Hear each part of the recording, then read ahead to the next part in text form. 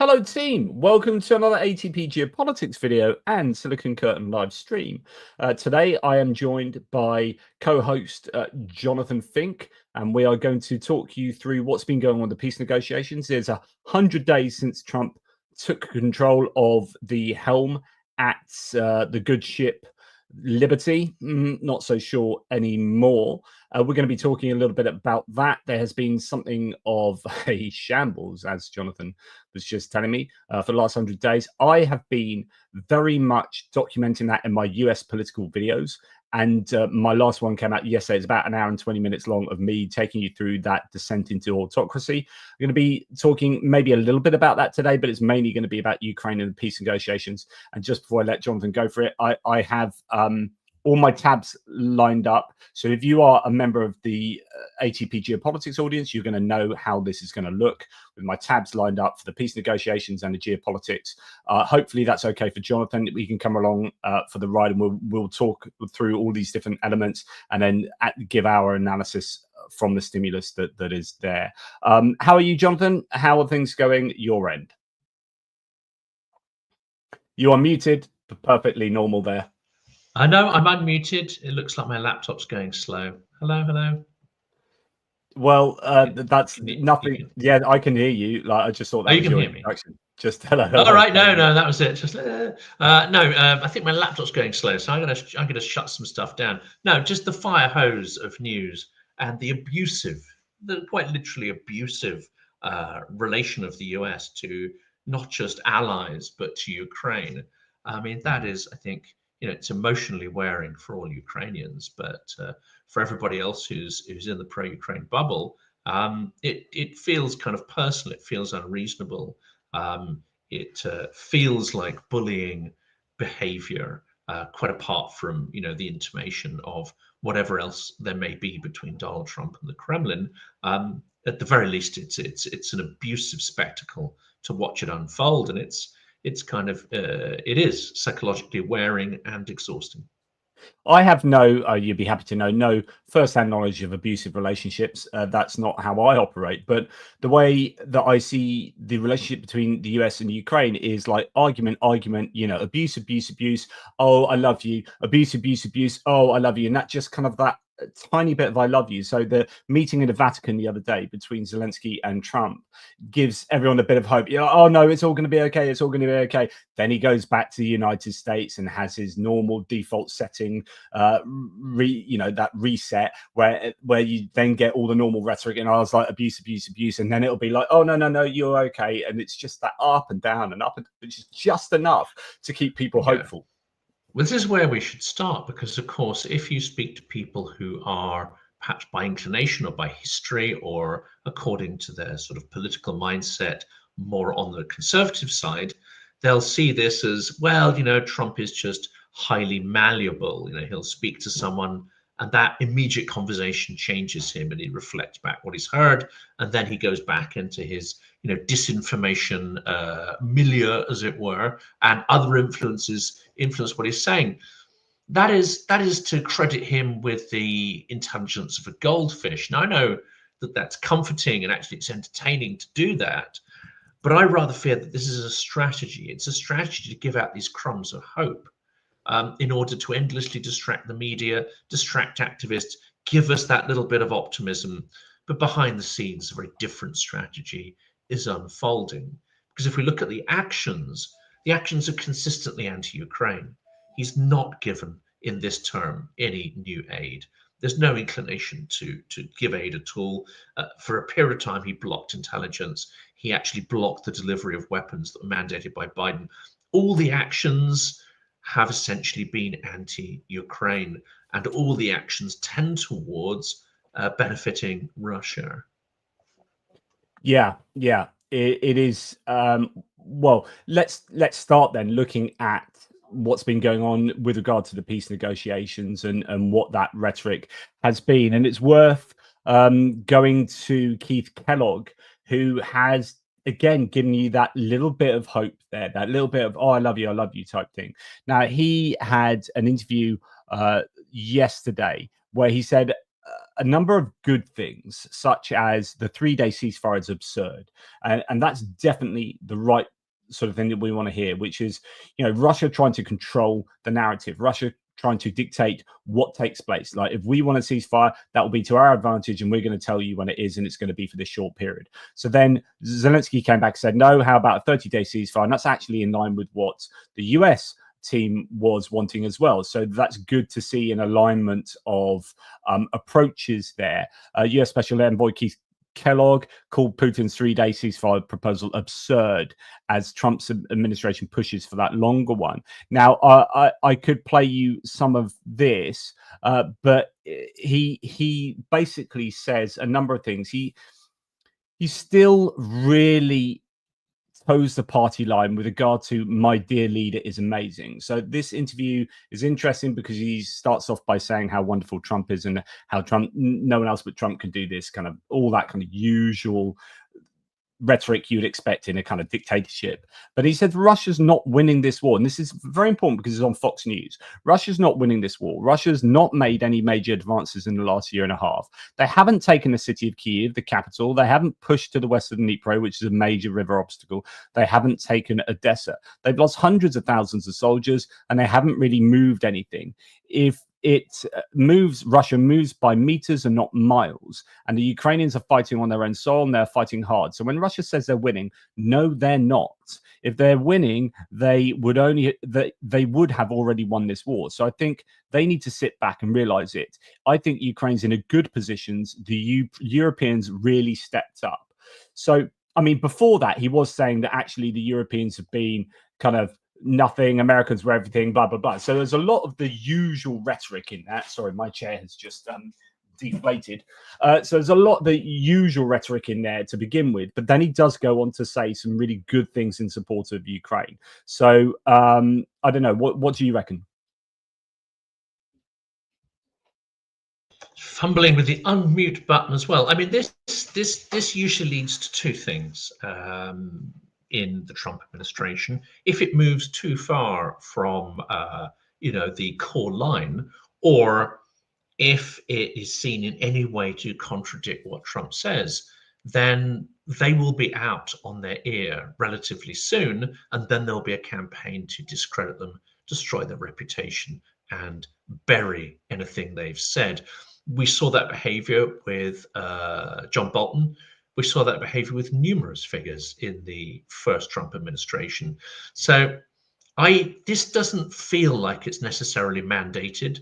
And if it's not mandated, then by the Trump administration, then I think this individual is not going to last long. If it is mandated, if it's part of some kind of campaign to increase the pressure on Russia, then that's the first sign in the entirety of this administration so far. And of course, it could be interesting if it genuinely reflects some kind of trend. But we see people within the Trump administration saying radically different things. Rubio is saying different things. Witkoff is, well, not saying anything sensible at all. Walz is saying different things. Kellogg is saying different things.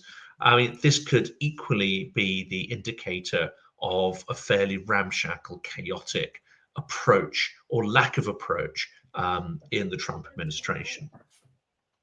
Yeah, and some people have been saying, Tim White was saying this over the last couple of days, that Fox News are possibly, and this goes to your point about, doing things because Trump has dictated it so.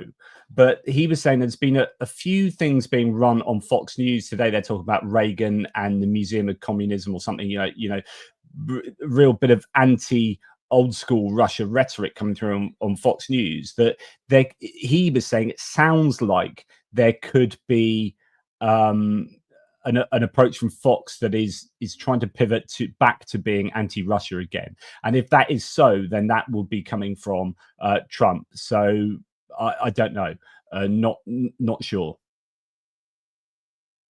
Well, this is one we can reach out to various people we know to try and find out whether this is Fox perhaps preemptively thinking that, this Trump chaos isn't going to last.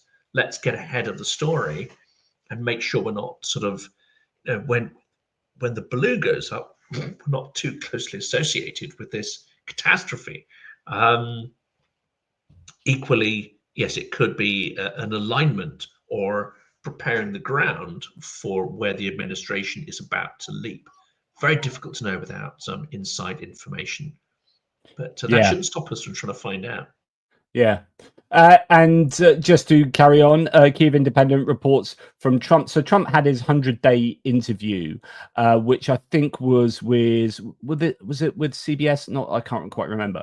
He says, I don't trust a lot of people. Trump offers contradictory views on Putin's intentions in an interview in the first 100 days. US President Donald Trump offered varying contradictory assessments of Vladimir Putin's intentions to put on an end to the war in Ukraine during an interview on ABC News on April 29th. And in fact, again, I mean, I could show you some of this. He said, I don't believe what Vladimir Putin would be doing that Putin would be doing this for anybody else but me. This is so typical of Trump, right? It's all me. I'm amazing. This never would have happened if I'd been in charge, and it's only happening now because I'm in charge. But he says a lot of people have said it too. I think he had the idea of going all the way through. I think he's willing to make a deal. And I would say thus far, he's been easier to deal with than Zelensky thus far. Just real typical rhetoric about how much essentially better Russia is than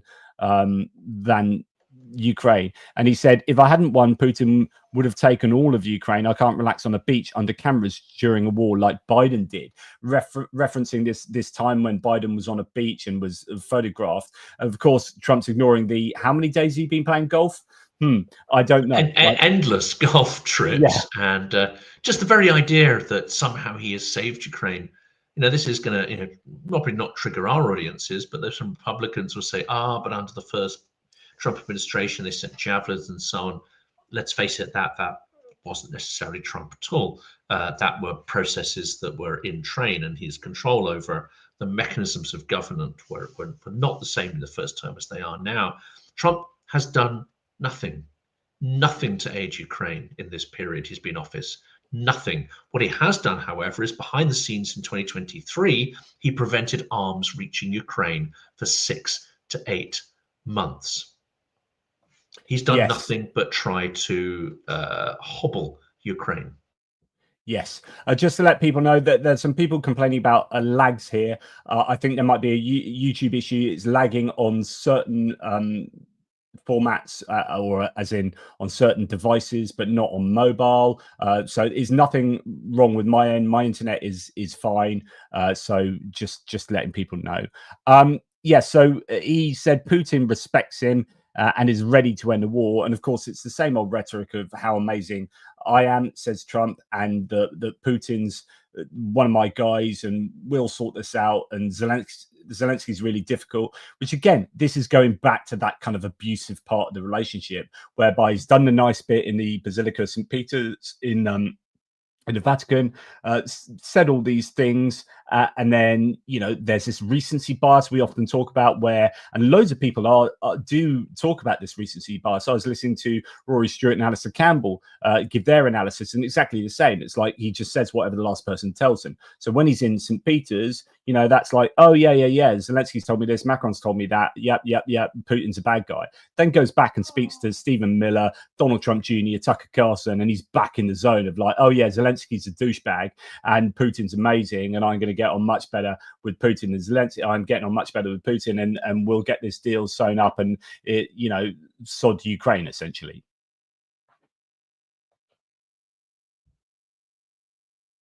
You're still muted, but that's fine. I like the silence. You're still muted. This is why people think there's a lag. It's because actually you don't know how to use the unmute button. Yeah, I can continue talking. I'll tell you what. Oh, there you go. You're back. It's my bloody laptop. Something's going on with my laptop. Actually, it's kind of worrying because earlier in the year and in December there was an attempt to hack my YouTube channel, and my laptop really started slowing down when that was happening. And there's a little bit of that taking place now. So I'm frantically sort of shutting stuff down to try and get it to run a bit faster. Speaking of which, Benny Pye, who's an IT guru, said if you find you are getting a lag, an eventual out-of-memory error in your browser during live streams, particularly live streams, and you're watching YouTube in a browser, e.g. Chrome, it's often the ad-blocking browser extensions that are causing it. So you either need to clear your cache probably or turn off the ad blockers for a bit or something like that. Anyway, carry on, Jonathan. Yes, so I mean, this is another topic we're going to cover later because actually, without being, paranoid about it, it does seem the Kremlin believes it's on the front foot. They are, I think, communicating to Trump that Ukraine is lost. I wouldn't be surprised if Putin isn't, telling him through these back channels or even directly on the phone. You know what, Putin?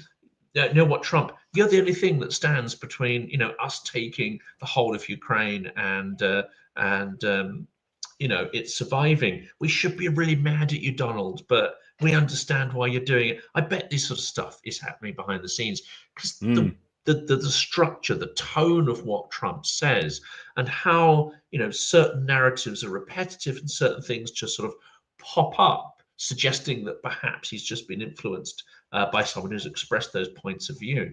And actually, I think many people who speak to Trump now try to, if they want to get him to regurgitate something, they will structure it and phrase it and package it up in a certain way to mimic his speech patterns and put it into sort of Trumpian language. I think there's an awful lot of that going on. One of the first people who twigged this, I think, is Vladimir Putin. We don't have the receipts, we don't have the evidence, but I wouldn't be at all surprised.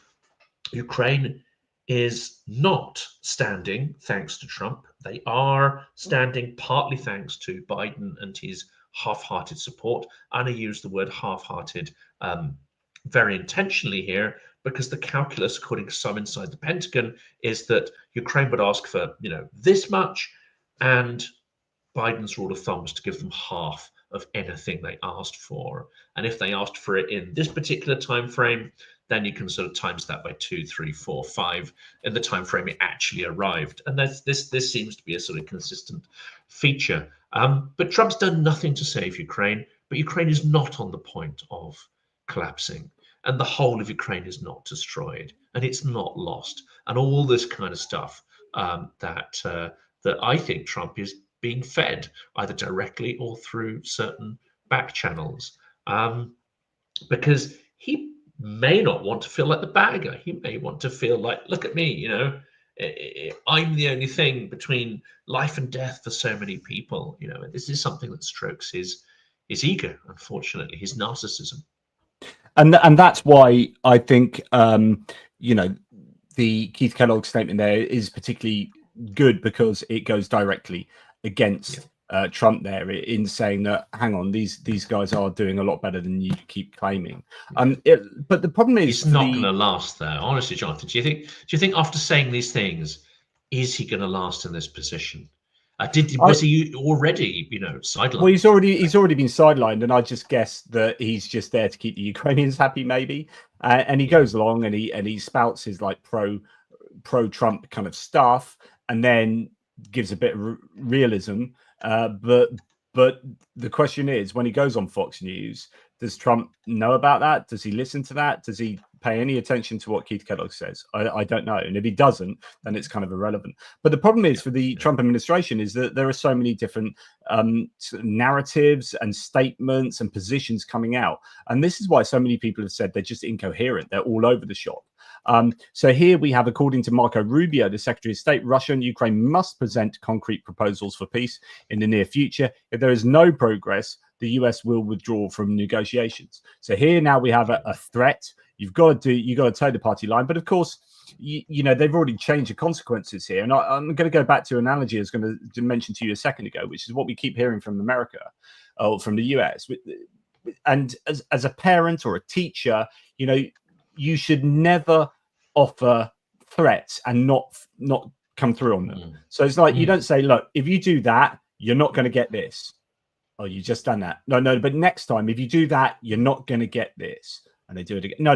Like the next time, if you do that, and of course your threats then become completely impotent, and you get ignored. Well, that's what the US is doing, which is before the election, they're like, if you drag your feet, you're not going to get this, or you're going to get sanctions. Full on, we'll sanction Russia like they've never been sanctioned before. We'll give the Ukrainians as many weapons as they can possibly handle.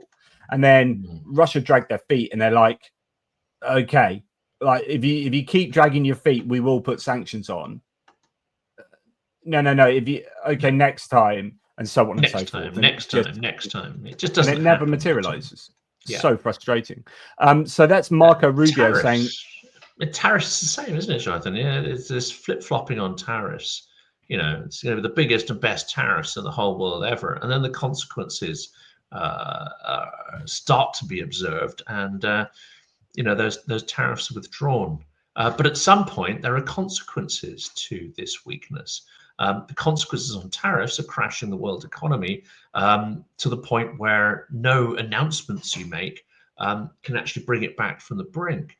The consequences of flip-flopping on Ukraine is that the war intensifies, that the war carries on, and unfortunately, it seems that you know, Western partners are holding out for some change of heart on the part of the US, rather than, you know, moving forward, doubling down, and excluding the US from their strategic calculations.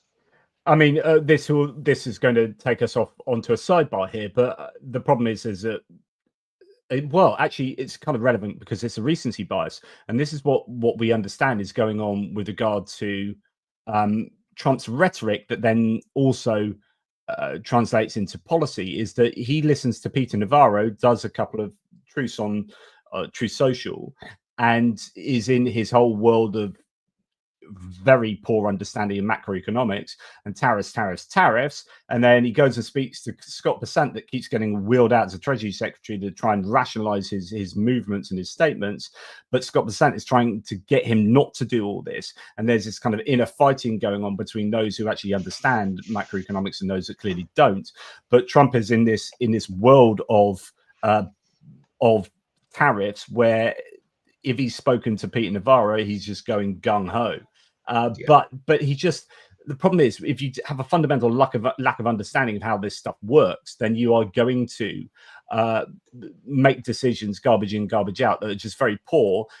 And then he gets lobbied the crap out of by businesses, obviously other countries, but he's not really bothered about them. He's more bothered about the auto industry coming to him and saying, look, this is terrible. The farmers coming to him and saying, look, this is terrible. And then he changes his mind, and it's just an absolute set of chaotic policy decisions where he's like, sanctions, okay, take them back, okay, add them a little bit more, okay, take them back over here, oh, we'll give them an exemption, oh, they've moved from China to India, okay, they're all and it's just like craziness.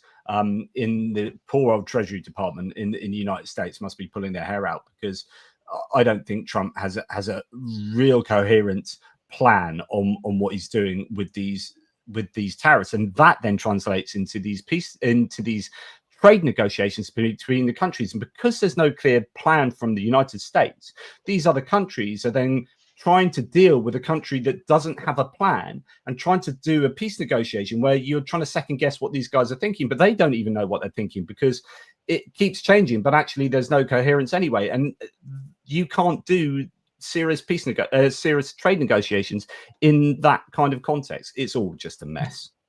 Absolute mess. It's shambolic. It's shambolic, chaotic, capricious, and I don't believe there's a strategy behind at least the tariff parts of it, but there are ideas, at least.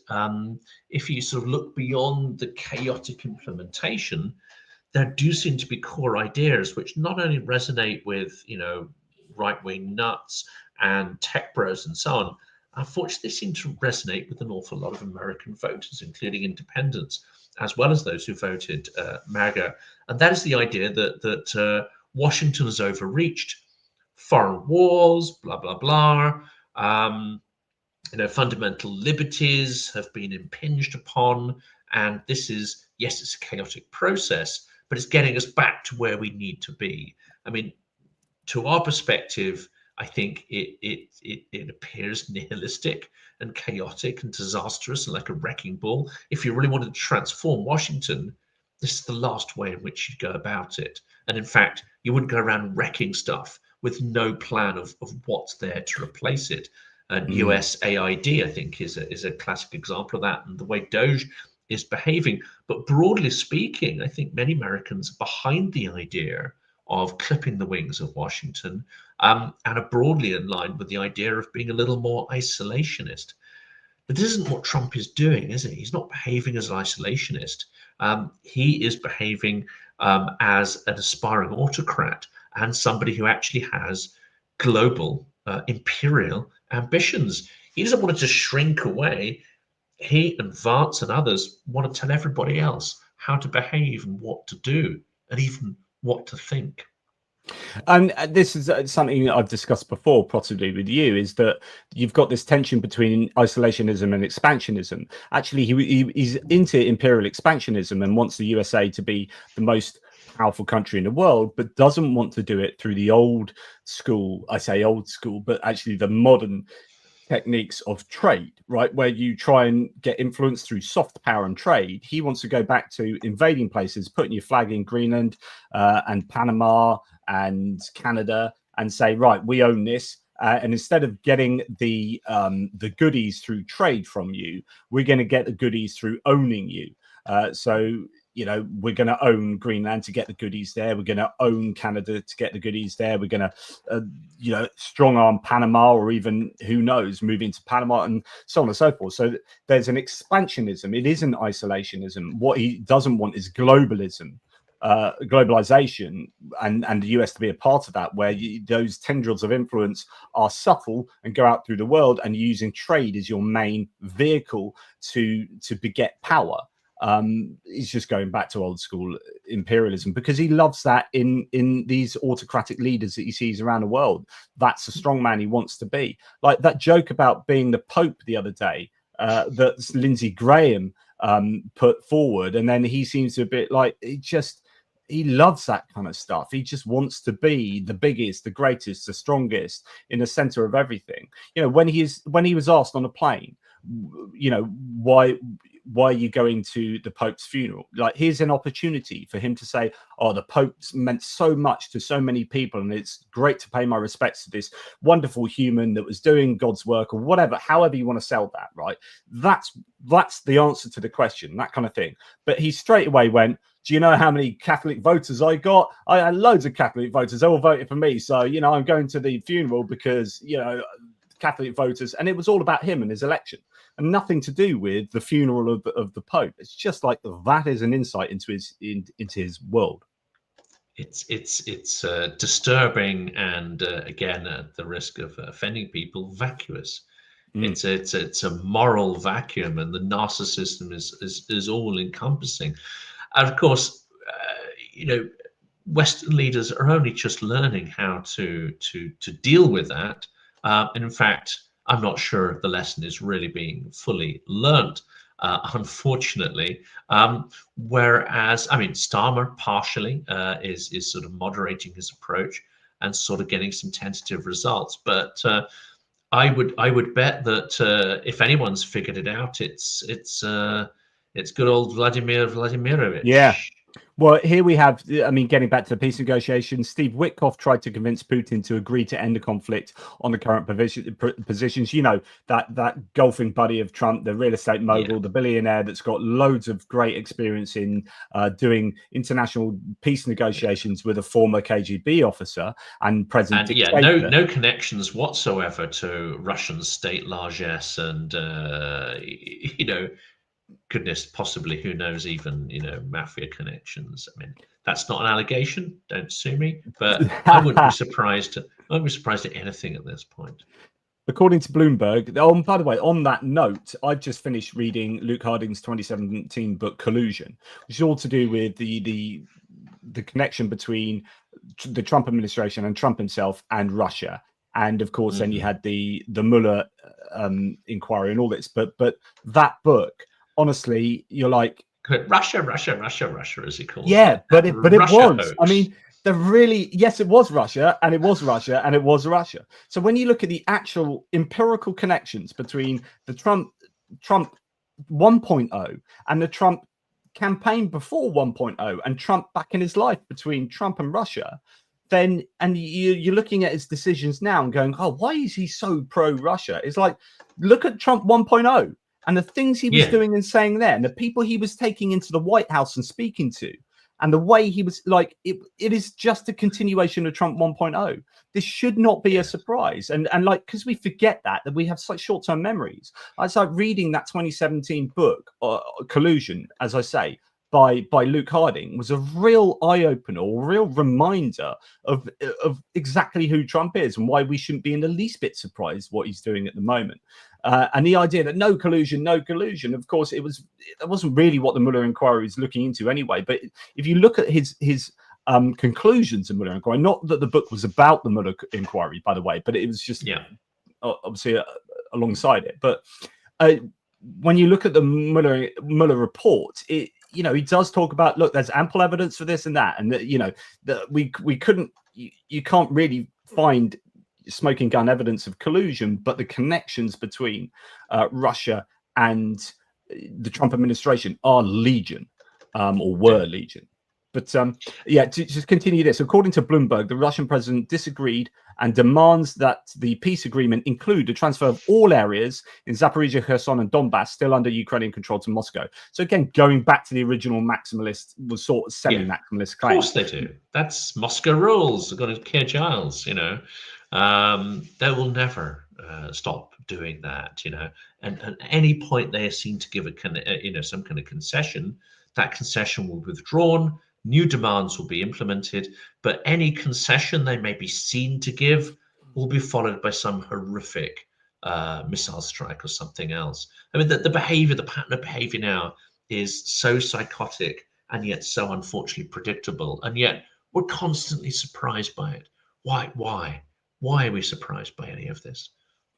Yeah, and here, negotiations have currently reached an impasse, which can only be resolved through direct contact between Putin and Trump, according to a Bloomberg source. So there's some people saying that actually there has to be a meeting between Trump and Putin, but of course Putin would just take advantage of Trump there. And it's this idea that Marco Rubio says, right, unless we get a deal on the table, this ain't going anywhere, and we're going to walk away. Not we're going to punish one side or the other. We're just going to walk away. So completely change their tune. Then Steve Witkoff can't get any budging on this from Putin. So you should go back to the position of, right, then Russia needs to be punished by the US as per Trump's own words before and after the election and inauguration. But there's weakness there, absolute weakness from Trump. And then Bloomberg also reports that negotiations to end the war in Ukraine have reached a dead end. Putin insists on Russia's control of 4 regions as Ukraine's in Ukraine as part of any agreement to end the war. Then we've got Tim White saying peace talks are on the verge of collapse as it finally dawns on Steve F. Witkoff. He hasn't got Putin to budge an inch despite 4 groveling trips to the terrorist state. Bloomberg article lends weight to my theory that the White House is now instructing the media to be tough on Putin. And that goes back to my previous point on Fox News. And then Ukraine is ready to sign this. And then the last thing is that Ukraine is ready to sign the US minerals deal today. A source in the president's office confirms. According to the source, the final version of the deal includes a 50-50 investment structure between the two countries and contains a lot of good details, quote. Back-to-back version 2, in fact. Yeah, so this is back to the version that was probably, it's probably similar to the one that was around at the White House when Zelensky was supposed to go in and sign it and then had that big argument and was kicked out of the White House. The next few days are critical for peace in Ukraine, says the US State Department spokeswoman Tammy Bruce, says that US expects real steps from Putin, not just words. She backs the Foreign Minister Andriy Sybiha from Ukraine's call for an immediate ceasefire in response to Putin's proposed May the 9th truce. So lots of different kind of claims coming out here. Okay, mineral deal could be done and dusted. And I genuinely think that is looking more likely now than previously. And I think the Ukrainians have probably done a really good job to negotiate that to a much better situation. And then we've got peace negotiations not going well. And the problem is that it's so freaking obvious. Ukraine has said from the start, we ain't going to give up these these places, right? These oblasts, and we certainly aren't going to give up Crimea de jure. And then Russia's saying, we want these and we want them to be recognized as well. And you're like, well, like, we don't need to talk about anything else, because both of you guys are now completely fundamentally disagreeing on the very basics here. And of course that's going to frustrate the Americans, because unless someone budges, and by the way, the people that should budge there should be the ones that have invaded and are demanding they should get to keep those places legally, because that's against all international law. They should be the ones that are budging, not the Ukrainians. So it's a fundamental absence, not just of morality, because you could argue the toss about whether morality has a role in foreign policy. I mean, it's my belief, and following someone like Benjamin Tallis very closely, that it does. But you could argue that it's just the mechanics of power and those interactions. But in this instance, it's not just an absence of morality, it's an absence of strategy, it's an absence of context, it's an absence of understanding of international law, it's a lack of understanding of Ukraine and Ukrainians fundamentally, and a lack of understanding of Russians too. I mean, it's just coming from a point of absolute ignorance, absolute incompetence, and the reason, of course, Trump thinks it's easier to deal with the Russians, because they lie to him, and they lie over and over and over and over again. But he doesn't see it. He doesn't realize it. Yeah, and I'm going to show you a bit of a video in a second, but before that, just this part. And I find this kind of rhetoric fascinating, the way this is sort of phrased. So this is coming from the Atlantic interview with Putin, with Trump. So the Atlantic interview recently showed quite a lot of interesting features. Trump admits certain actions by Putin could push him to side with Ukraine. Goldberg, the editor-in-chief of the Atlantic, is there anything Putin could do that would make you say, you know what, now I'm on Zelensky's side? By the way, I've muted you just in case. Trump, Yes. not necessarily on Zelensky's side, but on Ukraine's side, yes. I've had difficulties with Zelensky. You saw it here. Goldberg then says, do you see a scenario where you would intervene, not with troops, but with additional weapons, full support for Ukraine to maintain its territorial integrity? Trump said, it doesn't necessarily have to be weapons. There are many forms of weapons. It doesn't have to be bullets. It could be weapons in the form of sanctions. It could be weapons in the form of banking mechanisms. It could be many other kinds of weapons. So we're back to like, yeah, he could put sanctions on, which is, yeah, of course, we'll bloody freaking do it. But it's this idea, this rhetoric around push you onto Zelensky's side. Well, not onto Zelensky's side, but Ukraine's side. But he's talking about like something could push me to Ukraine's side. That is an implicit, or rather explicit admission that he's not on Ukraine's side. Yes. But really, he is trying to be this mediating, neutral state in between. And that's like saying, you know, to go back to invoking Godwin's law here and saying, you know, you've got Hitler and you got the Jews, and you're like, yeah, really, I'm not on anyone's side here. Let's just try and get some peace between Hitler and the Jews. It's like, yeah, he's just gassed a load of them to death, and you're sitting in the middle going, yeah, no, I'm not on anyone's side. Yeah, and this is why I like Friedrich Merz the other day saying, no, we are unequivocally on Ukraine's side here. And he said, perfectly against Trump's positioning and rhetoric, he's saying, no, we are on their side. And the idea is that obviously we're on their side because they are the good guys and Russia are a bunch of complete bar stewards. Yes. Yeah, I don't know. What are your thoughts on that? Well, absolutely. Again, it comes back to the complete absence of morality, context. It's not even transactional, because everyone says, yes, but he's just being transactional. This is the worst negotiating stance in history. Because if you're in a business deal, you don't just rock up and say, yeah, you can have all of that. Plus you can have, 50% off, or buy two, get one free. Plus we'll knock something else off and we'll deliver it for free, and we'll tie it all up in a ribbon, and, we will, goodness knows, I was about to say something really crude there, but I won't. You throw everything, including the bathtub, in. And then you say you're the world's best negotiator. He's not. He's appalling. He hasn't put any, sticks or pressure on Russia. He's claimed that he could give away everything. Then Ukrainians point out, well, this isn't within your remit to give this away. This isn't yours to gift. And we're not going to do that. And then he thinks they're being difficult because he won't let them give away everything, including 4 oblasts, including this, including that, including NATO membership, including their entire ability to arm themselves. It's absurd. I mean, it comes back to this phrase, the peace process is collapsing. There never was a peace process. There's only a peace process if you have a serious set of, I would say, some kind of mutual ground, at least to start off. And if you are dealing with maybe a bad guy, but a bad guy who recognizes why some kind of agreement is required. And Putin's not that person. Putin has not relinquished his goals, his ambitions. There is no price that is too high in terms of Russian life or Ukrainian life to achieve his illusory goals. There is no peace process. It's a sham and it's a hollow facade. The trouble is journalists will reach for, I would say, language, which is, they reach for narrative patterns which tell a story that make things easy to understand, and they try to fit it into a little box of other things or other pat phrases. Journalists really need to examine their language. They need to examine the nuance of their language and the assumptions that underpin it. Because if you do not do that systematically, you're not being a journalist. You're being an unconscious propagandist.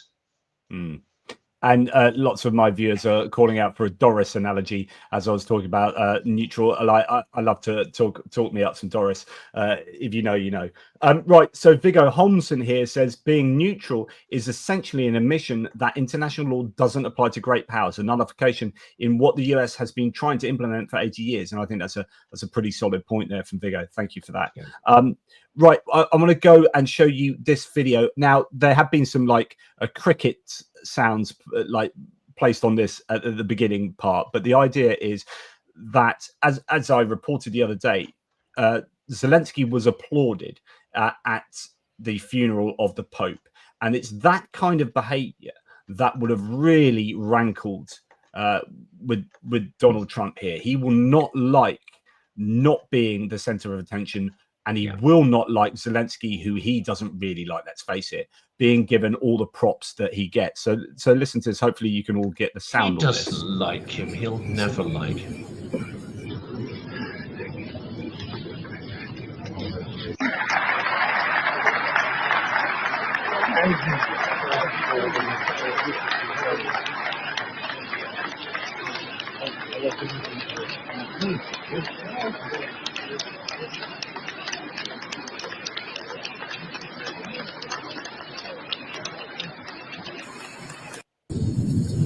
So I think that kind of reaction is a really strong communication to Trump, and it might actually be counterproductive because then he ends up resenting Zelensky even more.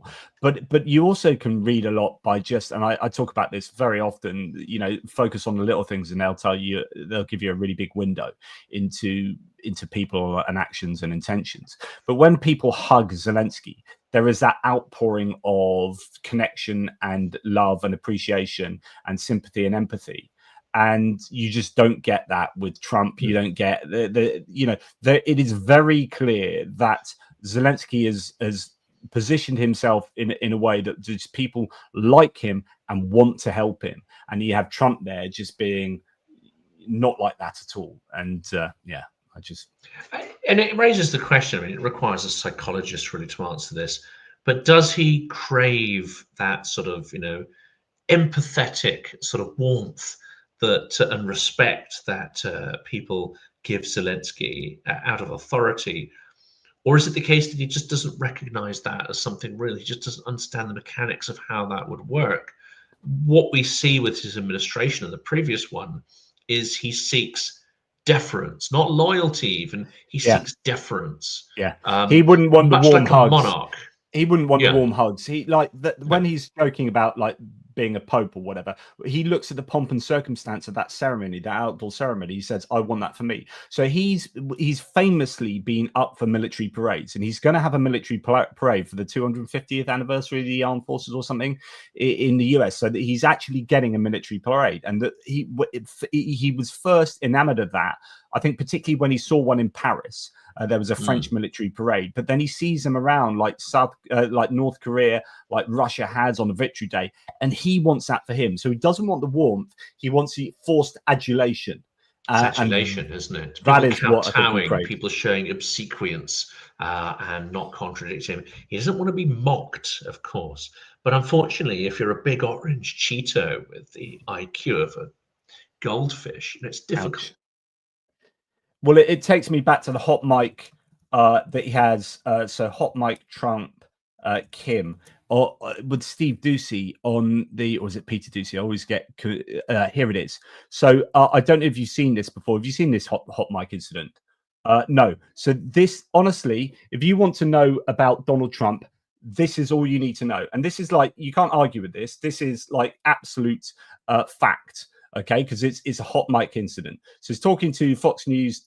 Fox News' Doocy there. Yesterday, I would have him. Yeah, I think it's something that could happen. Yeah. Hey, he's the head of a country, and I mean, he is the strong head. Don't let anyone think anything different. Right. He speaks, and his people sit up at attention. I want my people to do the same. Well, so I don't know if you caught that. So that was talking about Kim Jong-un. So I remember that one now. Yeah, shocking. Leader of the country. Shocking. He's a strong leader of a country. When he speaks to people, stand up straight or whatever he says, and I want my people to do that. He literally told you that he wants his people, the American people, to treat him like the North Koreans treat Kim Jong-un. That it's there. Yeah. It's on camera. This is what he's like. Be under no illusion that he's anything other than a dictator wannabe. So I get really pissed off when people like try and sing Trump's praises as being this great leader and this and that. He is just a tin pot dictator wannabe.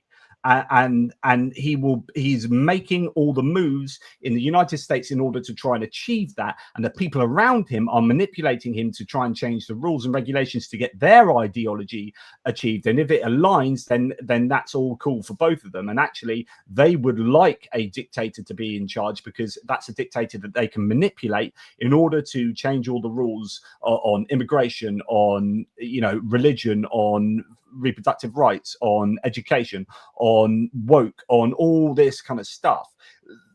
He is a perfect vehicle to get people like Stephen Miller and Russell Vought and Steve Bannon, all these people to get their ideology delivered into the United States. And of course, for those who say that, they align with Trump because he's slimming down the government, he's reducing the power of Washington, one would also assume decentralization. And decentralization was a key part in Ukraine's Maidan revolution and the success, actually, the country achieved economically and politically after that. Dictators are not small government guys.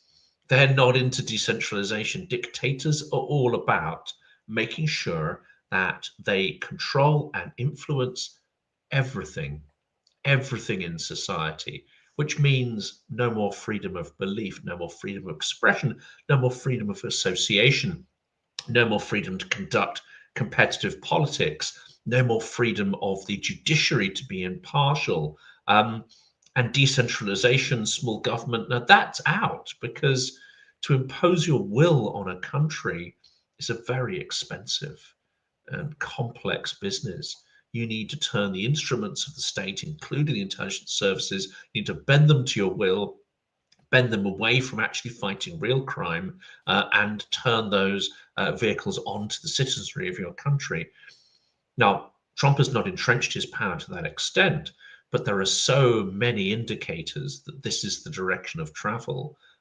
It's not even funny, but it's not small government. It's not conservatism. It's not capitalism. In fact, it's you can only make that system work with terror and cronyism. Yeah. We're going to do a whistle-stop tour through the rest of global geopolitics here concerning the war in Ukraine. Starting with Lukashenko, the dictator in charge of Belarus. In the Baltics, he says, and Ukraine, youth wave the SS flags and build monuments to fascist executioners with the silent consent of the West. He said this in this big sort of convention sort of thing. You like? He's an arse. He's an arse. He's an arse. The sooner we did actually, grow a pair and try to depose him, the better. Well, yes, easier said than done. That regime change is notoriously controversial. But my goodness, yeah, there's just outright lying about how no one waves SS. No youth in the Baltics and Ukraine are walking around waving SS flags. It's just absolute nonsense and irritating. Hungary is leaving the International Criminal Court. Peter Shihato, the foreign minister, said the parliament's voted to quit the politicized International Criminal Court, claiming it lost impartiality and trust. And of course, that's just so that Viktor Orban can accept Vladimir Putin into Hungary without having to arrest him. So because they're all good mates. Yeah. Could they vote on the EU as well while they're about it? Maybe they could leave NATO and the EU and, that would be nice. No disrespect to my Hungarian friends and followers who may be anti-Orban, power to your elbow. I know not all Hungarians actually agree with what's going on, and some are vociferously fighting it. Yeah. But overall, Hungary and now Slovakia with Fico are a disgrace. And the things they come out with, the things they say, the pro-Kremlin spin they put on everything is stomach churning. Well, yeah, and that's why 2026 can't come soon enough for Hungary and then the Hungarian people, because actually it does look like the Fidesz party under Orban is in a lot of trouble. They are on for electoral defeat, and if that happens, well, that's obviously brilliant. And Peter Magyar's who's in charge of the new sort of Tidja party, is looking at resetting the relationship with the EU. But of course, the question is, and it's already happening by all accounts, there's already been funneling money kind of illegally to certain media outlets to put anti-EU, pro-Hungary, anti-EU, pro-Russia rhetoric across the airways. But he, what things is he going to put into place to rig the election in his favor? And that really is a golden question, because that's an election that the EU are going to be looking at with, hopefully, under the microscope, because they are going to be hoping that Peter Magyar will win that and they can reset the relationship with Hungary and get them back on board. But Orban knows, so his son, one of Orban's son, like his family are like billionaires now. They like reap the rewards of being in power, and the corruption that and nepotism that surrounds that administration. Now his son has just got UAE citizenship. Why has he got UAE citizenship? Because there's no extradition treaty between the UAE and Hungary, which means that if there is a change of government, his son can run away to the UAE and not be done. So you need to look at some of these indicators to go, okay, they are putting things in place in case they do lose an election, but it also is a tacit admission that they're corrupt and they're going to go down if challenged. Here we have the EU may move forward with Moldova's accession to the EU separately from Ukraine. They work kind of together, but as Hungary continues to block Ukraine's path to membership, and in order for Moldova to get their path to membership, they would need to separate themselves out from Ukraine because Hungary are being difficult. Now, Germany's incoming diplomacy chief pledges continued support for Ukraine. So this is, quote, I think it must be clear for everybody, especially for Russian President Vladimir Putin, that we will stand with Ukraine. We will support Ukraine and offer Ukraine the opportunity to be on level with Russia, said the German foreign minister designate, Johann Wadefull. And he's already spoken to his Ukrainian counterparts as well, I believe. But, great pronunciation there. I like your linguistic skill there, Jonathan. It blows me away. Well, but I'm notoriously good at pronouncing Ukrainian. This is true. So it's really good news for Ukraine that the people, like the foreign minister, diplomacy guy, obviously Boris Pistorius is going to stay as defense minister, and you got Friedrich Merz. The new incoming government in Germany is going to be very pro-Ukraine, and that's a really, really good thing to see. France is calling on the UN Security Council meeting over the Russian attacks on civilians in Ukraine, notoriously very very useful, those UN Security Council meetings, and they get a lot achieved. France has officially accused Russian military intelligence service of cyber attacks against French media, an attempt to disrupt the 2017 presidential election and targeting France's partners. A group called APT28 of the GRU, Russia's military intelligence service, infiltrates France's digital networks to gather intelligence and destabilize society, according to the Foreign Minister Jean-Noël Barrot. This has been going on for over a decade. Of course, this is happening. Of course, this is what Russia do. But it's really good to have this very explicit claim that Russia is doing this and being involved in this way. But of course, really, and I've talked about this many times on my channel, Jonathan, really, this is an overt declaration of war, I would say, because cyber warfare is a form of warfare where you are trying to destabilize a country. You are trying to get advantage over a country. You can do it militarily. You can do it with tanks. You can do it with missiles. You can do it with information. You can do it with cyber. You can do it. You can shut down hospitals, as they've done in France, taking out hospital networks that end up, they've even got, there's now data to show that mortality rates in hospitals that are cyber attacked are higher than mortality rates in hospitals that aren't. In other words, they are killing people by cyber attacking hospitals. That to me is war, right? People call it hybrid war. It is war. So I know that then you don't want to be declaring war with Russia, right? Because it means you're going to have to send troops and planes and stuff. But that's what this is. And I think there needs to be some recognition, like much more formally, that we are all in different forms of war with Russia at the moment in Europe. But yeah. I think that's absolutely the case. And, there's no evidence at the moment that what happened in Spain and Portugal are a result of these actions, but it's entirely plausible that, they'd be testing things like electricity networks, things like transport networks, to exert pressure and to test our resilience. And we actually have seen quite a number of these. I mean, the French train network before the Olympics was taken down. Mm-hmm. That was fairly demonstrably proved to be. This gets tricky, isn't it? Because you can say, it's not necessarily any more Russian agents who are directly responsible, but they are now outsourcing some of this to criminals. They're outsourcing it to itinerant people who, there's quite a lot of money potentially. Very little money when you compare it to an actual operation they'd have to mount with their professional, inverted commas, agents. But if you can outsource it through the web, it costs a fraction of what it would cost to mount a full operation. So there's plenty of evidence that all this stuff has been going on. Yeah. Sorry, Karen.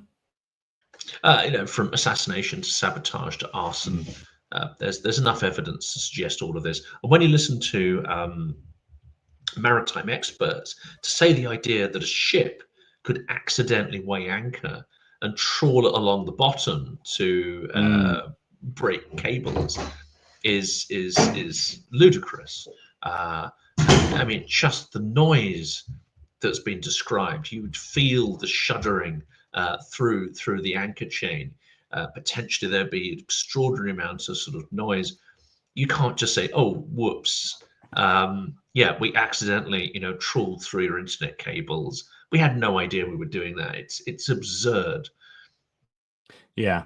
Staying on France, actually, Rassemblement National's leaders, so Marine Le Pen's far-right party, that has otherwise been more supportive of Russia. They took funding off Russia's banks when they were struggling to get funding, and it's all been quite controversial. But they've been distancing themselves more from Russia as of late, as they're trying to become more moderate to be more electable. They're actually doing the same with regard to Trump as well, as Trump is becoming deeply unpopular in Europe. And you've seen this with Reform UK, where Nigel Farage has been fairly quiet on Trump in the last month, right? So he's reading the tea leaves. The same with Marine Le Pen. So Marine Le Pen and Jordan Bardella have distanced themselves from Mr. Trump since the inauguration, worried that his anti-European tariffs and his supporters' habit of giving Nazi-style straight-arm salutes play badly with their voters. So yeah, fascinating there. Now, very quickly on to the amazing results from the Canadian election. This shows you really what happened over time. You got Justin Trudeau, people getting bored of him over time, and the Liberal Party under him was really flagging. and then Pierre Poilievre with the Canadian Conservative Party, the Tories over there, doing much better. But actually, that was more of a comparative bump in the polls for Poilievre. I don't think Poilievre naturally has that much support, but it was just that people were getting disenchanted with Trudeau, and therefore he got the bump from that. Because as soon as Mark Carney came along, you saw this massive change. Then, of course, you had Trump getting involved. So Trump won the election largely for the Liberal Party, as well as Trudeau resigning. Those two things led to this huge shift in the polls, this swap between the Conservatives and the Liberals. And you also had a precipitous drop in the NDP, who are like the Progressive Party. And that's because they essentially really actually kind of took one for the team. And they did that sort of semi-knowingly, right? Because they don't want the Conservatives in, but they'd be happier with the Liberals. And they've just been in a confidence and supply relationship with the Liberals since the last election. They basically, you know, absolutely took a hammering, and the Liberals took many of their votes. The Greens, the People's Party, they didn't. The Greens lost the seat. The People's Party didn't get nearly the votes they got previously. But with first past the post voting, your number of seats don't really correlate fully with the number of votes you got, so it's all a bit confusing. But essentially the Liberals did really, really well, all things considered, and they are 3 shy, I think, of a majority. So they will form a minority government with all, I think, all likelihood. I don't know the latest numbers. They got 1 more seat last night. It's sort of crawling along those numbers coming in still, but that's really good news. But what was, because I think they're going to be much more supportive of Ukraine.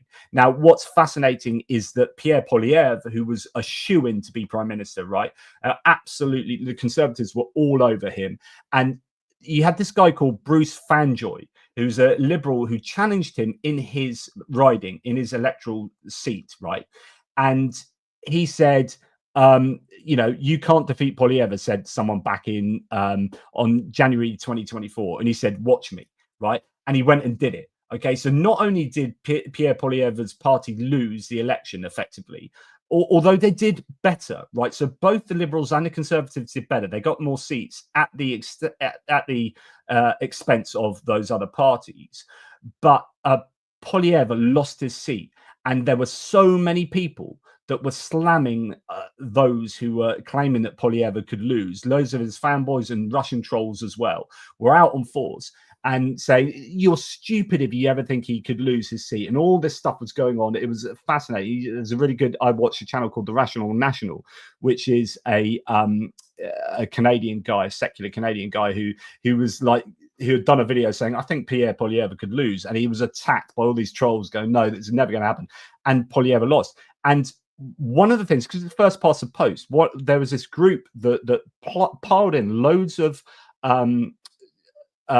candidates from, like, kind of not made up parties, but there was something like, it was an absolute massive long list of candidates to try and split the vote on Poilievre and try and get someone else voted in and Poilievre not. But Bruce Fanjoy won that election with over 50% of votes. So for first past the post, he also got the majority vote as well. So even though there were people trying to split the vote, this guy won the majority vote. So it's a really impressive result. And Pierre Poilievre, so just in case anyone's interested in that, could end up, I think you can still be party leader without being elected MP, because I don't think is even Mark Carney an MP. So I don't think he's but what might happen is that they essentially sack someone who has been elected and put Poilievre in that seat. So that could be what's going to happen, because they still think he's going to be the next prime minister and whatnot. But anyway, you had loads of people already, like, this is N-wokeness, which is one of Elon Musk's favorite mates that he hangs out with online.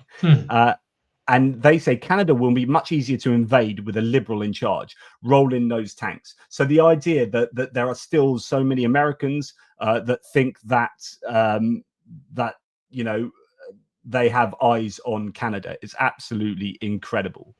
And then it's nuts, isn't it? Nuts. I mean, I don't see a physical roll in the tanks moment, because the implications are just too extraordinary to contemplate. Similarly with Greenland, I mean, that may be slightly more plausible that they would do something overtly against international law. But again, the implications would be extraordinary. And if Western democracies didn't oppose that vociferously, then unfortunately it would seem to me that it's game over. And NATO would have no credibility. In fact, no international institution, and many of the values we espouse would have no real authority at all. Yeah, the cryptic here pretty much nails it. Trump poisoned the well for the Conservatives, and the difference between Carney and Trudeau is convincing. So as soon as Trump started getting involved and being all MAGA, what happened is the MAGA Conservative Party, so the Conservative Party under Poilievre had become like Maple MAGA, had become this Canadian version of MAGA. And because Trump was so divisive, people who were otherwise going to support the Maple MAGA were like, no, we don't want any of that, and jumped back to the Liberal Party. So the Liberal Party got basically got elected. But I think this kind of meme says it all, which is, you know, this kind of MAGA approach that, look, this is the true Canada, the shining castle. But if you want Mark Carney's Canada, it's going to be trans, Ukraine, Palestine, sexual deviance, and you know, pride, and LGBTQ plus blah blah blah, and that's essentially the kind of anti-woke mindset. And then there was some analyses saying that actually what Carney did was move past identitarian politics, and actually the reason he got voted in, partly the reason why he's such a massive difference to Justin Trudeau is that he was about just boring, old school, technocratic, bureaucratic politics. And he's a former governor of the Bank of England, of the Bank of Canada, and he knows his onions. And he's just like, what was it? We should be blessed to live in boring times. Is it something? There's a statement like that, Jonathan, which is the idea that, do you know what? If life is boring in your country, you're actually living in good times. You don't want it to be crazy times. You don't want it to be, you want it to be, let's have boring, a guy that's just running the country fairly competently, nothing too exciting. Let's just, you know, keep everyone in a job and with enough disposable income to you know, live their lives comfortably. So anyway, that's a Canadian situation. You're on mute, but that's still fine. Oh, I am genuinely on mute that time.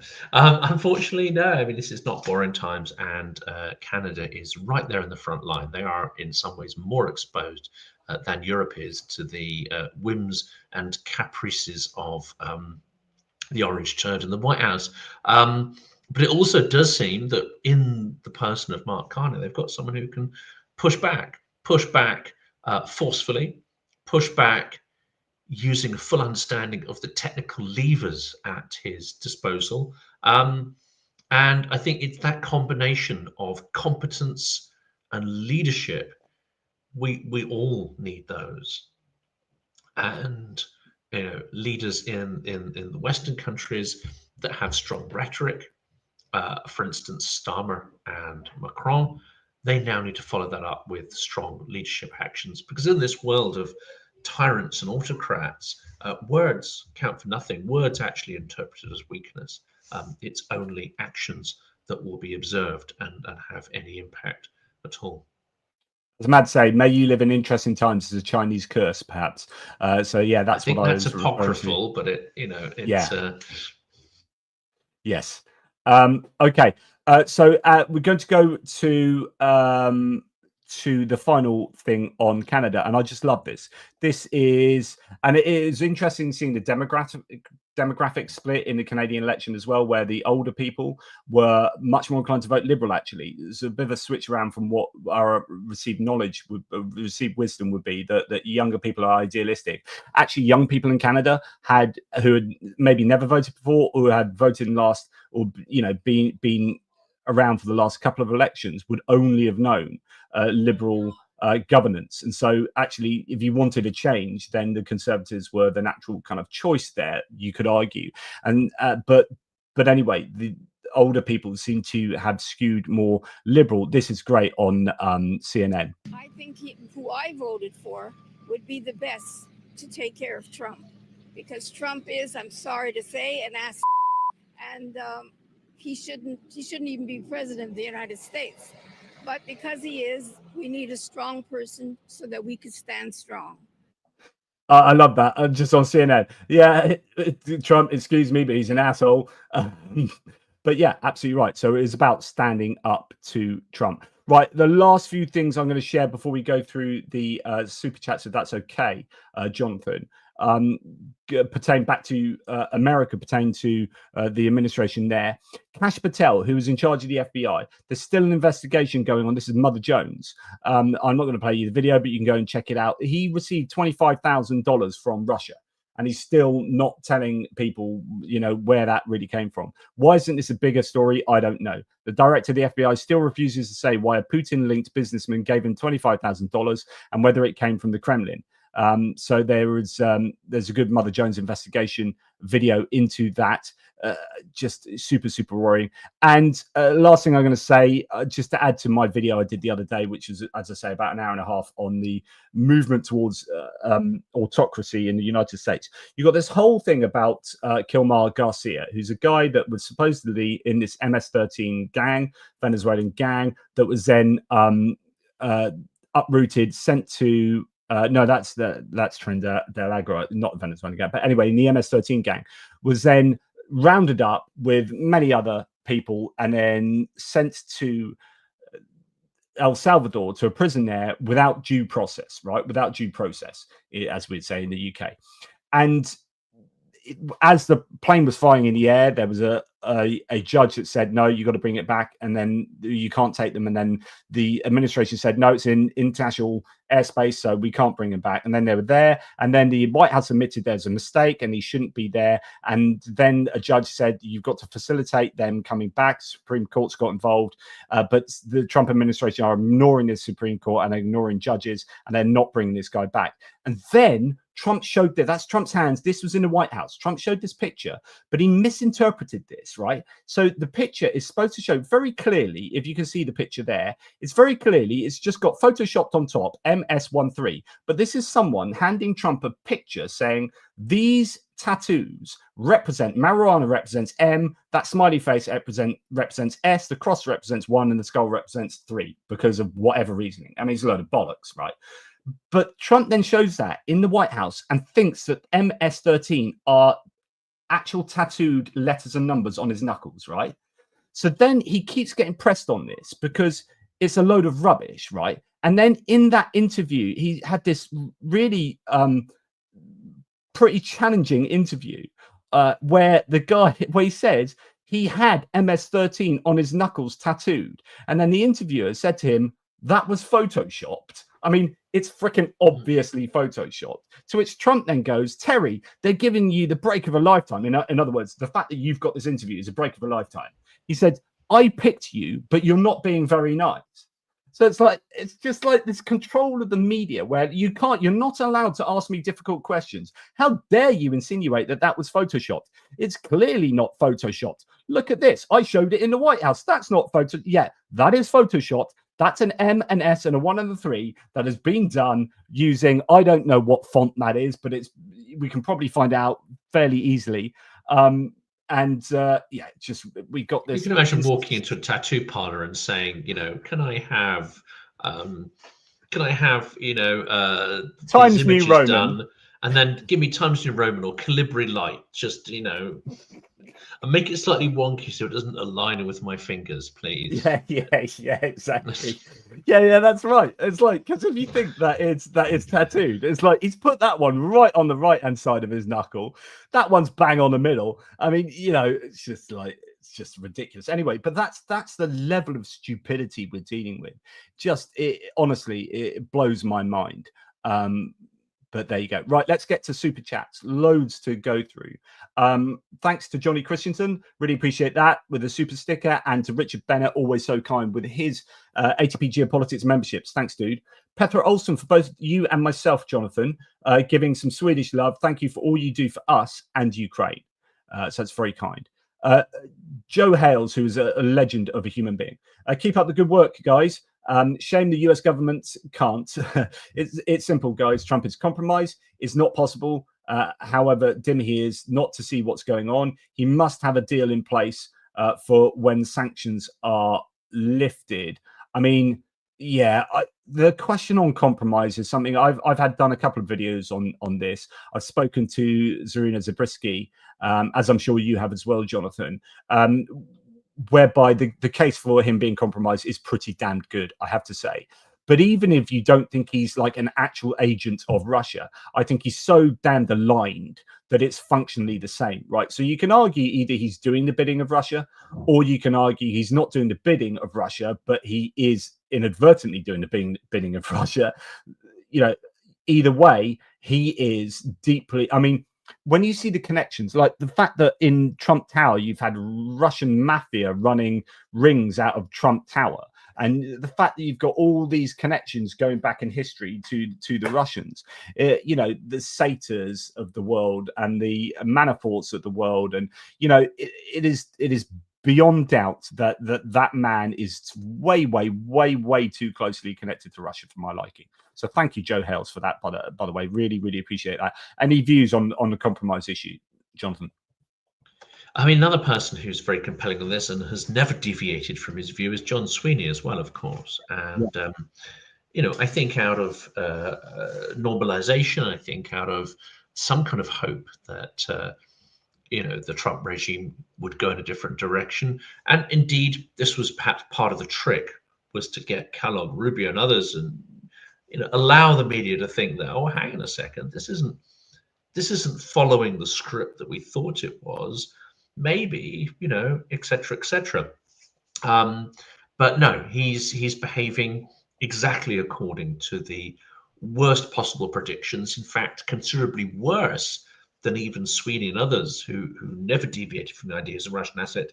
He's moving faster, and he's moving in a more way that's beneficial to the Kremlin, far more than even the most cynical observers could have predicted.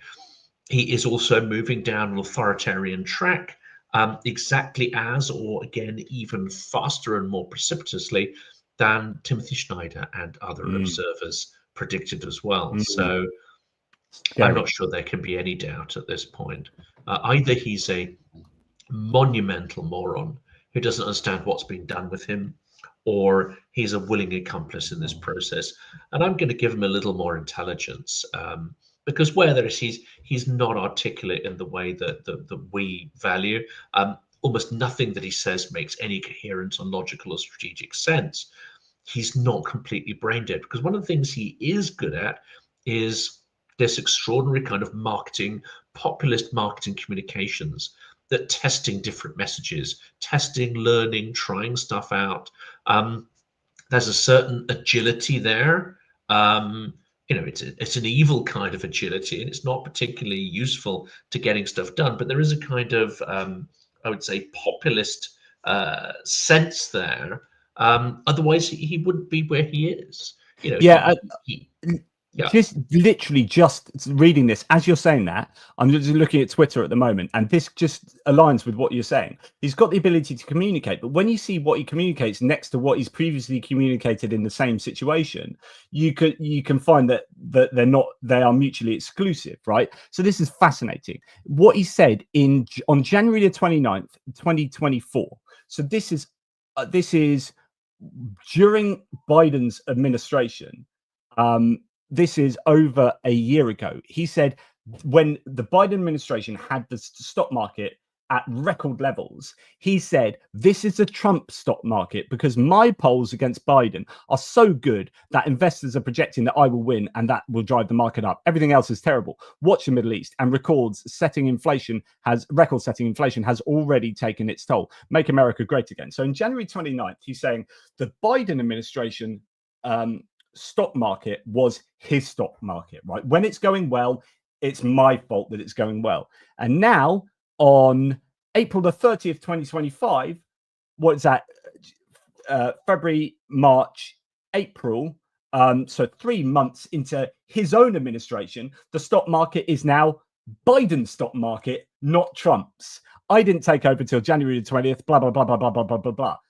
And so it's like, hang on. So when the stock market was going well, like a full-on year before you were elected, that was your stock market. And then 3 months after you're elected, that's Biden's stock market. You are talking bollocks. But of course, people lap it up, and that's his ability to just communicate by mere assertion and megaphone his message, and people lap it up. Up is down and left is right.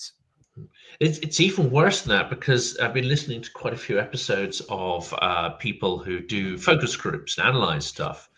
There's something very Putin-esque going on here, which is that he doesn't necessarily believe that everyone's going to look at these. Well, most of them won't, but they're not going to necessarily look at these and say, okay, Biden's stock market, of course he's right. They're going to look at it and go, but you know what?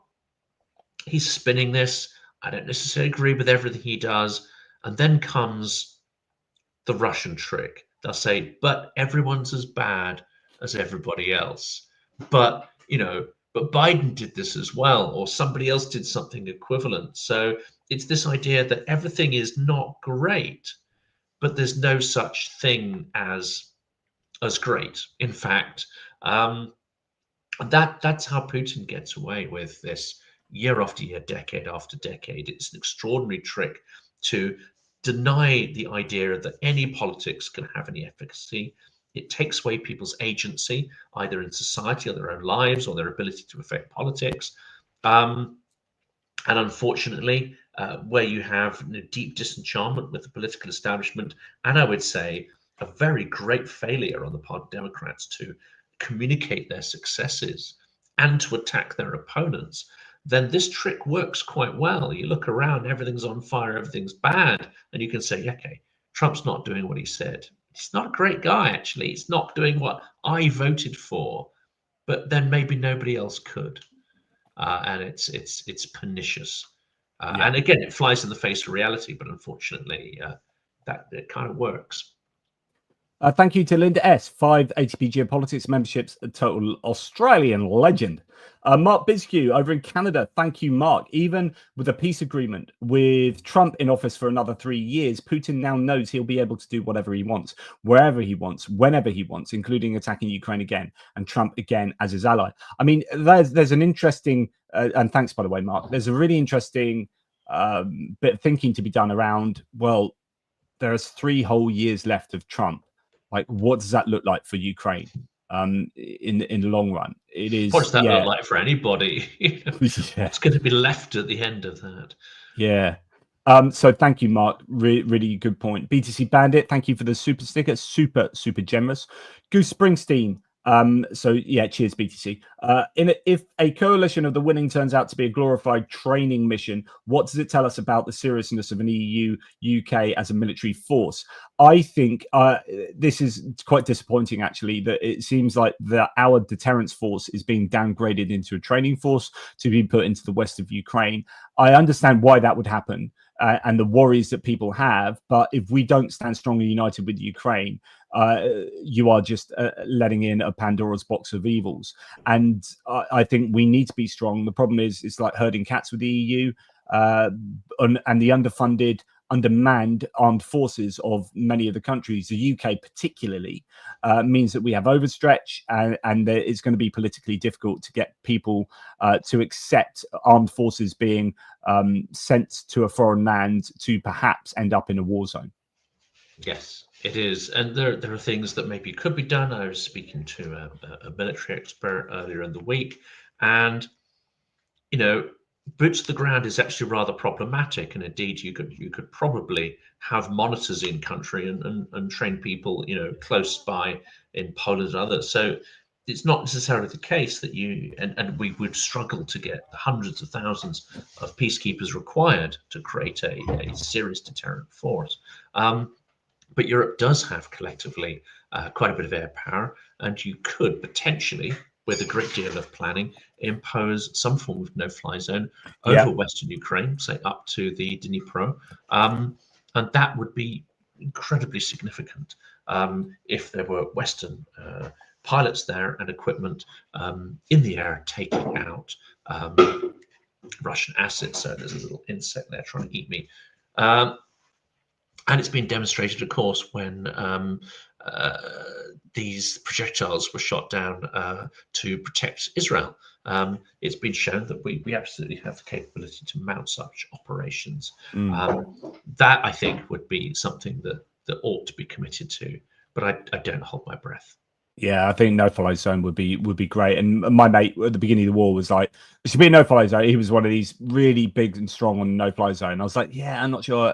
And then I think history has told us that there should have been a no-fly zone put in place. Jesper Peterson says gives a super sticker from Denmark. Thank you very much for some Danish love there, Jesper. Appreciate that. Unless it's Jesper, but I think it's probably Jesper.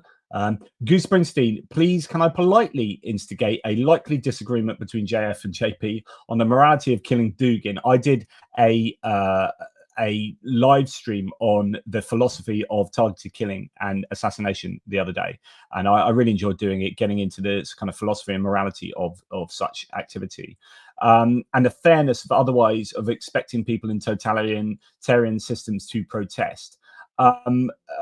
So I said that killing Dugin, I had more difficulty justifying that, because as disgusting as Alexander Dugin is, he is a philosopher spouting like rhetoric, but not functionally involved in making decisions that ended up killing people, even though some of the thinking might have done that. But I'd find it more difficult to justify assassinating or targeted killing of him, because he's not part of the war machine as I would define it. And then we also elevate him to a status he probably doesn't have. You know, his grift is more based on his celebrity in the West, and then building his local celebrity based on this, you know, celebrity that he's built up in conservative circles in the West. So is he the sort of profile? I would argue that, you know, there are other people maybe more deserving. As you know, one of my interviewees this week said a stunk in a tower, and the actual TV propagandists, that could be considered a military target. Yeah, interesting. And I'd have to do some thinking about that. We then went on to talk in that video about how, you know, someone was saying that there should be more people protesting, and generally the idea was that you know, standing up against these kind of regimes, you know, something that should be done. But it's very difficult when you're thinking, well, actually, that's easy for us to say from a democratic point of view. I can go and protest, and I won't end up in a gulag, tortured and disappeared, right? So I can do that in the UK. But to do that in Russia, when you're thinking, well, there's a really high probability that I'm going to be disappeared, and my you know, I might have dependents, you know, there might be children who require me to be working. If I disappear, then my children, my family, you know, it's very easy to say that I would go and protest what Putin is doing on the streets now. But actually, there is Jonathan, let me jump in there, because you may or may not have seen this particular story no, it's been reproduced by Hordachowski. He put it onto his channel just recently, in the last day or so. But this is a story that was reported in the, let's have a look, Dossier Center, it's called, and this suggests that Kremlin has given new orders to the GRU to focus on critics of the Kremlin, critics and opponents abroad. So you say that you know, it's an academic point as to whether you would put yourself in risk or danger. I kind of suggest that if this change in doctrine is real, then you're already doing that. Yeah, I think, yeah, it is. Yeah, it's just, I always caution people to project their own situations onto other situations that are very, very distant. But I would like to think I would have the courage to protest and do X, Y, and Z. But you think, like, even if I was protesting and knew I'd get locked up, then I can no longer protest or do anything clandestine or use my power to affect any kind of change, because I'm in a prison. And so you're thinking, I'd much rather put my efforts into even doing sabotage and stuff, you know, rather than publicly showing dissent, actually causing tangible effect, like burning up railway relays and stuff like that. But anyway, who knows how I'd think unless I was in that exact position. Again, Goose says, what's your best case scenarios for relations with Russia post-Putin, say in 2040? I feel Jonathan Fink would like balkanization, nuclear risk to be damned, while JP seems to think some relationship will be necessary. I will tackle that, absolutely, because nuclear risk, are you saying that there's no risk in the current situation? Are you saying that a vast nuclear arsenal in the hands of a genocidal tyrant is safer than this other situation? I think that's in some ways. Now, Goose shares that view with almost all the apparatchiks in Washington and Moscow. I'd say, that's expressing a point of view which is very widely held. But actually, there is a good case to be made to say that balkanization wouldn't necessarily be on ethnic lines, because many of the regions of Russia actually they may have minority populations, or fewer minority populations they did before the full-scale war, but ethnic Russians are a majority in many areas, which may secede from Moscow. So it's not necessarily a breakup along ethnic lines, but I feel that no democracy, no roots of democracy, will ever emerge while Russia is still an imperialistic entity where the majority of income goes to Moscow, where it acts as like a parasitic tumor, almost sucking the resources out of the country. I would argue that actually the West, if the West is stable and strong, of course it's not at the moment, but if we're in a stable and strong position, then actually it may be hard work, but easier to negotiate with those balkanized states to denuclearize them. It wouldn't be easy, and it would involve a lot of hard work. And one of the reasons why a lot of apparatchiks in the West don't want to contemplate this is because they like status quo, they like predictability, they don't like hard work. But actually, I would argue that we could have a more manageable situation negotiating with a bunch of statelets that replace the hegemony of Muscovy. My position is actually we should not entertain meaningful relationships with Russia until they paid reparations for Ukraine, until they have democracy, until there's a meaningful regime change. I think they should be damned, personally. And of course, if the US want to get them back on side, that then causes issues, because the US would be going against that, trying to have this relationship with them, while the EU and UK may be like, no, screw you. And of course, one undermines the other. But I think we should sanction the crap out of Russia until they completely change. Yes, that's my position. Absolute isolation and containment, but unfortunately, that's not a world we're in.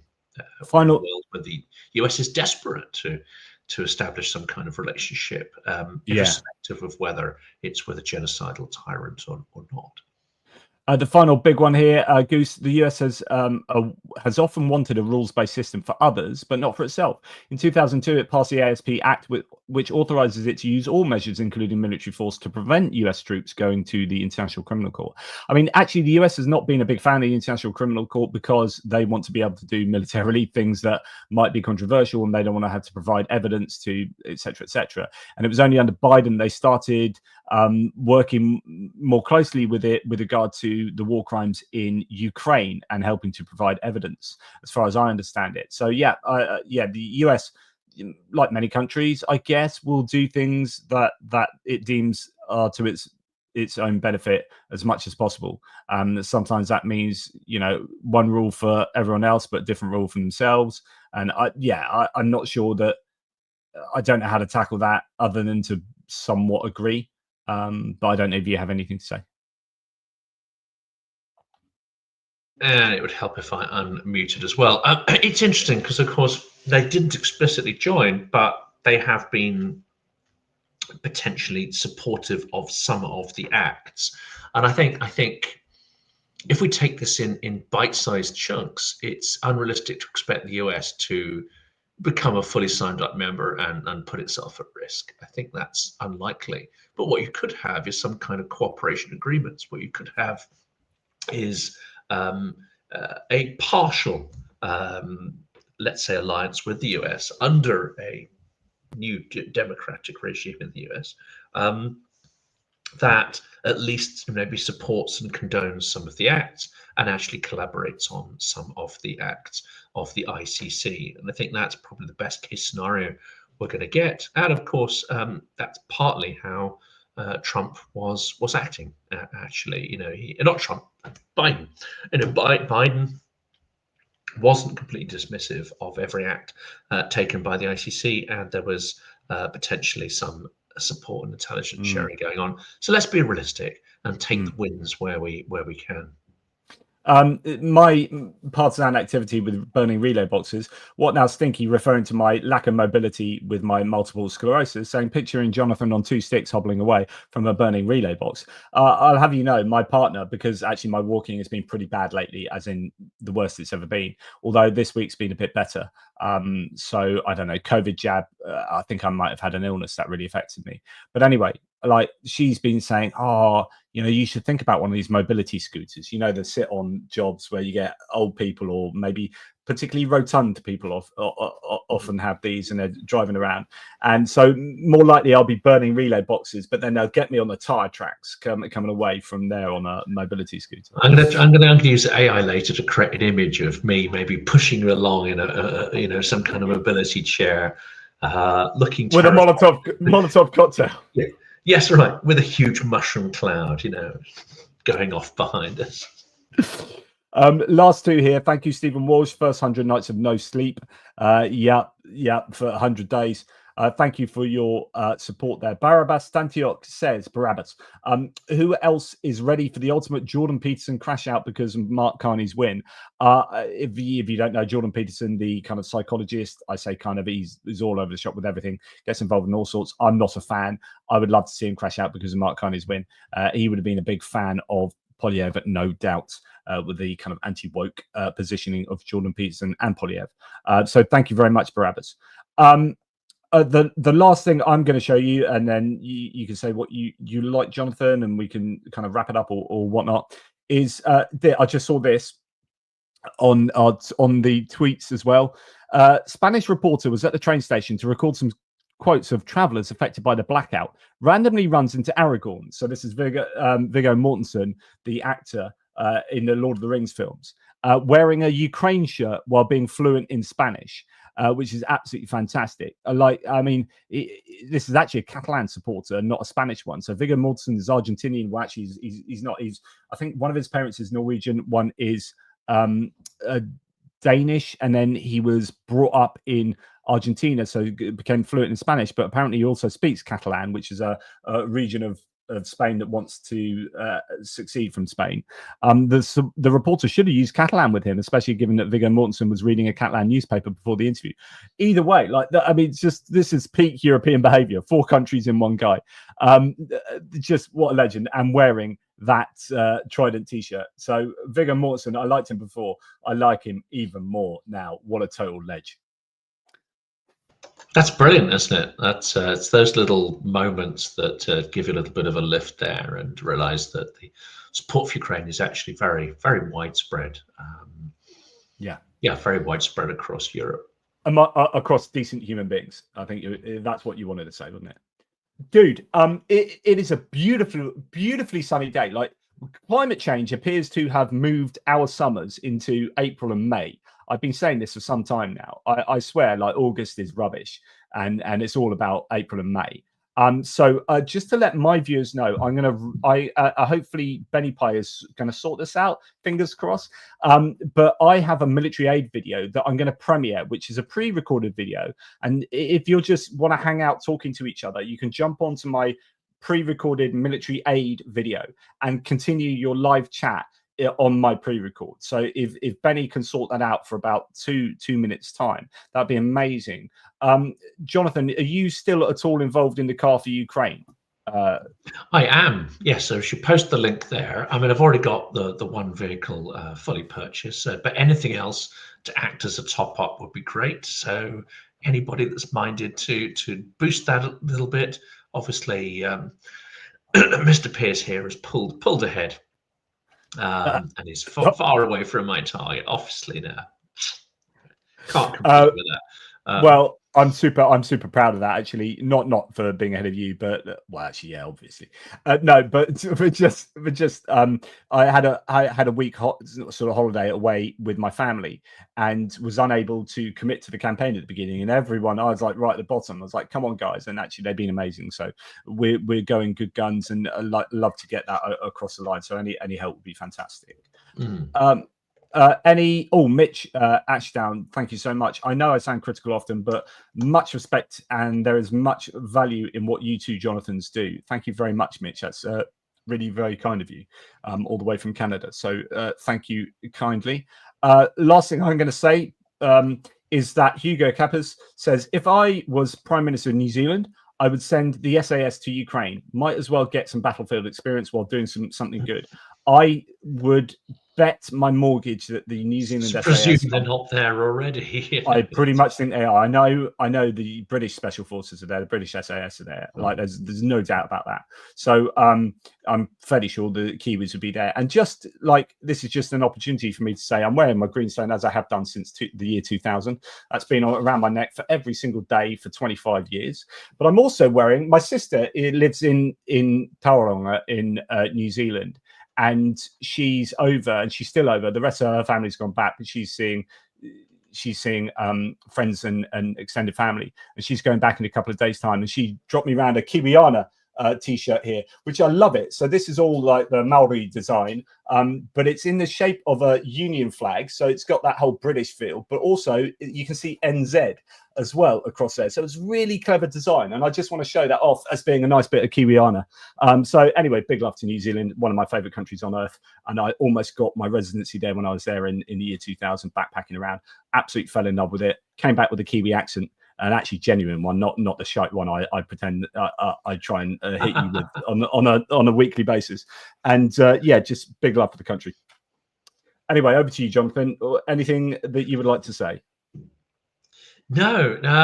Yes. Well, always. I mean, just I think people should watch out, pay attention to this idea that Russia is emboldened, and when it's emboldened, not only will the demands on Ukraine be increased, but it will feel that it has impunity to come after its opponents and critics. So let's follow that, and we'll do another episode hopefully on that soon. Want to send sort of love and wishes to Vlad Vexler, who clearly is very ill and is really struggling with his health. So I've not heard that. Is that his that out there?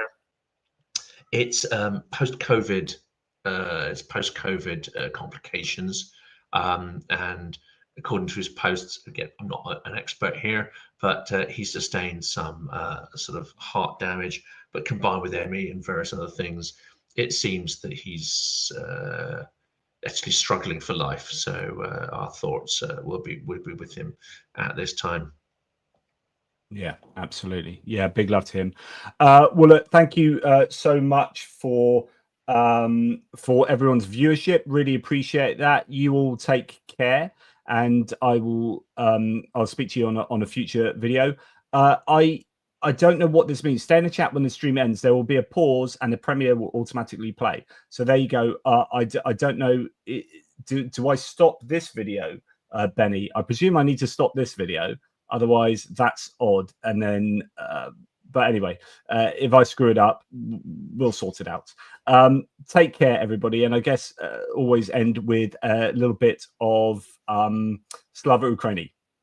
Heroям slava. Absolutely. Keep up the support, guys. Thank you, dude. You take care.